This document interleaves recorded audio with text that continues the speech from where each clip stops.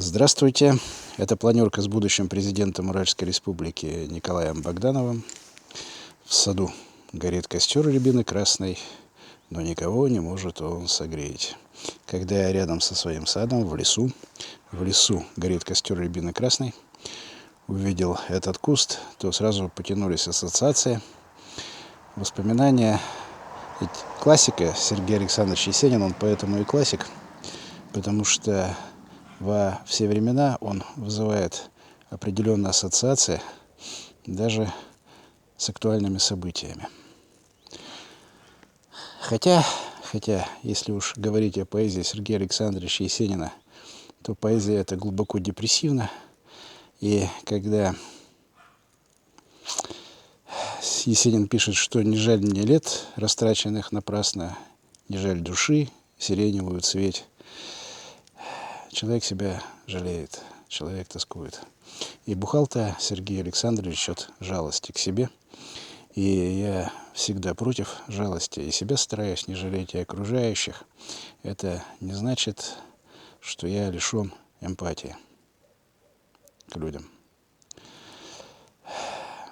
Но жалость делает человека тараканом, и мы губим тех, кого жалеем. Особенно это, кстати сказать, касается детей. Отговорила роща золотая березовым веселым языком, и журавли, печально улетая, уж не жалеют больше ли о чем? Кого жалеть? Ведь каждый в мире странник пройдет, зайдет и вновь оставит дом. А всех ушедших грезит коноплянник широким месяцем над голубым кустом. А всех ушедших грезит коноплянник.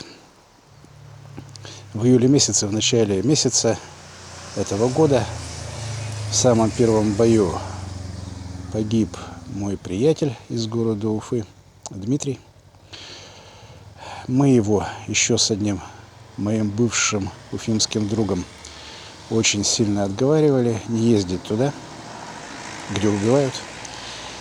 Понятно где, но он не слушал, и как бы ни говорили о том, что туда стремятся люди социально неадаптированные, как их называют, быдлаки, отбросы, это все совершенно не так. Дмитрий ни быдлаком, ни отбросом не был.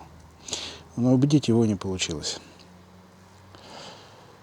У каждого свое видение этого мира. Так вот, что я должен по этому поводу, как демшизики представляют, радоваться, что не стало моего приятеля Дмитрия? Нет. Один у нас есть дурак в Екатеринбурге, Ширшиков. Он, правда, сейчас сидит, поэтому не в Екатеринбурге. Но все равно рано или поздно, дадут боги, вернется. В свое время выхватил срок за клевету на полпреда, на Уральского. Колония поселения не хватило. Не хватило, написал по поводу СВОшника. Я уж не помню, что там был за случай, что земля стекловатой. Ну и получил уже срок в колонии. Такой не в поселке, не в колонии поселения, а в колонии общего режима, насколько я понимаю. По известной статье срок немалый, по-моему, 4 года. Я Ширшикова знаю, он меня однажды на 3 буквы послал. Да, знаю. Да не только так.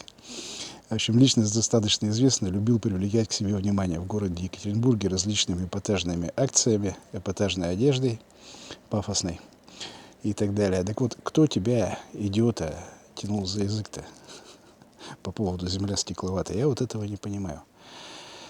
Когда люди плачут о том, что, видите ли, затыкают им рот, не дают говорить про СВО, ничего. У меня сразу вопрос такой. Ребята, а вы все ментальные вопросы решили, кроме СВО? Все решили? Или как? Закончится СВО, уйдет Путин, и заживем? Вы идиоты? Ну, это я обращаюсь к тем, кто произносит подобные сентенции. Вы идиоты совсем? Напишите новую конституцию, говорят, эта конституция была плохая, поэтому все случилось. Напишем новую конституцию, все будет хорошо. Вы дебилы? Опять-таки, кто это говорит? Будет как на Западе? Так ни у нас, ни на Западе уже никогда не будет, как было 2,5 года назад. Никогда не будет. А эти вопросы о том, как мы будем жить дальше, и как будем строить взаимоотношения в обществе, и каким будет наше государство, похоже, эти вопросы поднимаю только я один во всей благосфере. Некого, кроме меня-то. Я ж не выпендриваюсь и нарциссом не являюсь, во всяком случае патологически вредным нарциссом. Хотя каждый, конечно, человек хочет общественного внимания. Но тем не менее, если бы я увидел, что в благосфере, в медийной сфере присутствуют люди, которые на моем, даже не очень высоком уровне, это же объективно, рассуждают о том, каким будет будущее общество, каким будет государство, что мы будем делать в революционный и постреволюционный период. Если бы я видел это, я бы не стал делать свои передачи. Но я этого не вижу. Так вот, не все ментальные вопросы, ребята, решены. Кроме СВО, кроме Украины. Владимиру Путину осталось немного. Я не знаю, хорошо это или плохо, что ему совсем немного осталось. Ситуация экономическая в стране аховая. Кто-то, кто, возможно, не вылазит из своей квартиры и черпает информацию о состоянии российской экономики от всяких наглых козлов типа Липшица и прочие всякие дребедени, те вынуждены воспринимать, как эти люди оперируют цифрами. А я без всяких цифр могу сказать, что совершенно все хреново, уж даже опуская то, что и так говорят о ценах страшных в магазинах, о ценах на ЖКХ. У меня здесь соседка по даче. Такая она, полуалкогольного типа. Хотя нормальная тетка. Работала здесь недалеко санаторий, больница восстановительного лечения, Чусовское озеро, точнее, так будет сказать. Она там работала судомойкой, потом у нее проблемы начались со здоровьем. И ее просто упросили, несмотря на то, что человек так непрезентабельный, мягко говоря, умоляли выйти на работу. Она уже на пенсию собралась, уволилась. Умоляю, то сейчас она вышла, выйти на работу. Если стоять плохо, приходи хоть овощи резать на кухню. Работать в стране некому. Некому работать в стране. Везде я очень много езжу, это не только Екатеринбург. Я в этом году был и в Томске, и в Самаре. И везде вывески о том, что требуется тот или иной работник, висят на каждом кафе, на каждом ресторане, на каждом магазине. Эти вывески гораздо крупнее, чем, допустим, название ресторана, название меню. Требуется повар, требуется разнорабочий, требуется. Никогда такого не было. Работать абсолютно некому. Интернет-провайдер, который у меня 2 недели не могли восстановить в городе интернет, потому что нет линейных работников. Нет. Объясняется это очень просто. Многие очень женщины живут на деньги, которые мужья зарабатывают, находясь в известной стране. И как они зарабатывают? Многие живут на социальные пособия по детям. В общем, короче говоря, мало кто работает, некому. А выходцами из Средней, или как ее сейчас называют, Центральной Азии, линейного работника в интернете не заменить. Демшизики. Не все люди одинаковые. Не все. Придется рано или поздно это усвоить. Что когда напишите новую конституцию, мы по-другому не заживем.